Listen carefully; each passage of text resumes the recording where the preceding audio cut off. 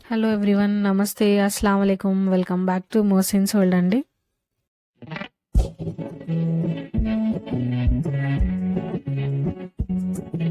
ఈరోజు నేను మీకు మసాలా వడలు ఎలా తయారు చేసుకోవాలో చూపించబోతున్నాను. ఇవి మనం స్నాక్స్గా కూడా చేసుకోవచ్చు. అండ్ వాటికి కావాల్సిన పదార్థాలు ఏవో ఇప్పుడు చూసేద్దాము. 2 మీడియం సైజ్ ఆనియన్స్ అండి. 1/2 kg పప్పుకి 2 మీడియం సైజ్ ఆనియన్స్ అయితే సరిపోతాయి. అండ్ గుప్పెడు కొత్తిమీర, దాల్చిన చెక్క అండ్ లవంగాలు, సాల్ట్,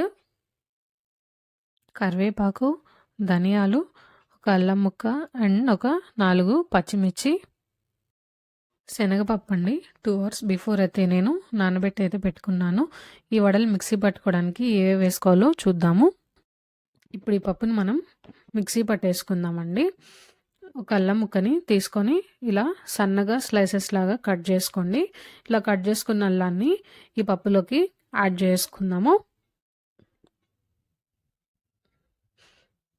దాల్చిన చెక్క అండి, లవంగాలు ఈ మాత్రం సరిపోతాయి.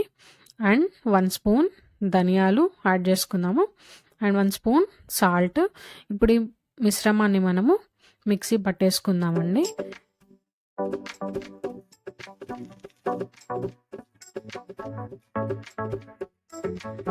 మరి మెత్తగా వేసుకోకుండా కొంచెం ఇట్లా పప్పు పెట్టుకొని మిక్సీ చేసుకోవడం వల్ల ఎంతో టేస్టీగా ఉంటాయండి.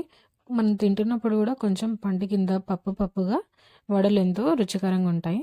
లేదండి మాకు అలా ఇష్టం లేదు, మేము మెత్తగా పేస్ట్లానే చేసుకున్నామంటే అది మీ ఇష్టము. ఇలా పప్పుగా పెట్టుకోవడం వల్ల వడలు ఎంతో రుచికరంగా ఉంటాయి. ఇందులోకి ఇప్పుడు కొన్ని ఉల్లిపాయలు, కొత్తిమీర అండ్ కరివేపాకు అయితే మనం ఇప్పుడు తరిగైతే వేసుకుందాము. 2 మీడియం సైజ్ ఆనియన్స్ అండి, చాప్ చేసుకొని ఇందాక మిక్సీ పట్టుకున్నాం కదా, అందులోకి అయితే కలిపేసుకుందాము. చూసారా, ఇలా అయితే కట్ చేసుకోండి. ఇప్పుడు పచ్చిమిర్చి కూడా అలాగే కట్ చేసుకుందాము. సో ఇప్పుడు అందులోకి కొంచెం కొత్తిమీర అండ్ కరివేపాకు కూడా చాప్ చేసుకొని వేసుకుందాం. ఇప్పుడు ఇందులోకి కట్ చేసుకున్న ఆనియన్స్, పచ్చిమిర్చి అయితే మనము ఇందులోకి కలిపేసుకుందామండి.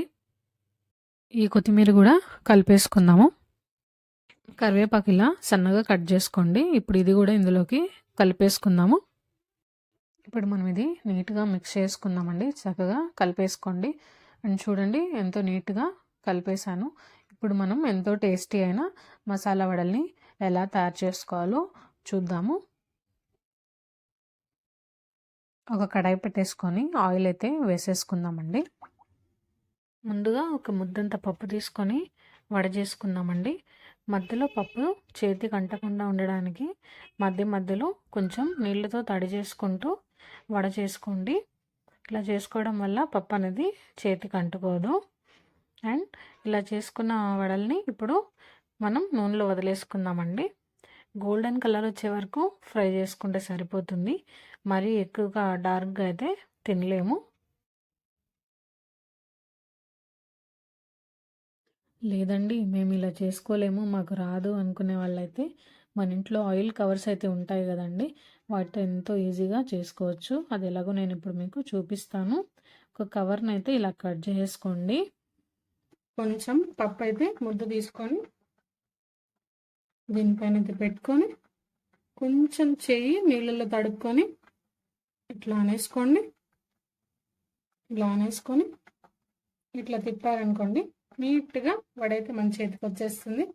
ఇప్పుడు దీన్ని అలా ఆయిల్లో వదిలేస్తే సరిపోతుంది అనమాట. ఓకేనా, నాకైతే చేతితో వేసుకోవడమే అలవాటు. చూడండి వడలు ఎంతో చక్కటి కలర్లోకి అయితే వచ్చాయి కదా. మీడియం ఫ్లేమ్లో పెట్టుకొని చేసుకుంటేనే ఈ కలర్ వస్తుంది, గుర్తుపెట్టుకోండి. వడలు రెడీ అయిపోయండి. ఇప్పుడు మనం సపరేట్ ప్లేట్లోకి అయితే తీసేసుకుందాము.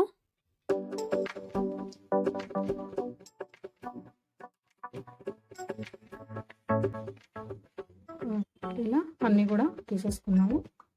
సో ఇంతవరకు చూసినందుకు వెరీ థ్యాంక్స్ అండి. మీకు నచ్చిందని అనుకుంటున్నాను. Please do like, share and subscribe to my channel. And మీకు ఎలా కుదిరిందో నాకు కామెంట్ చేయండి.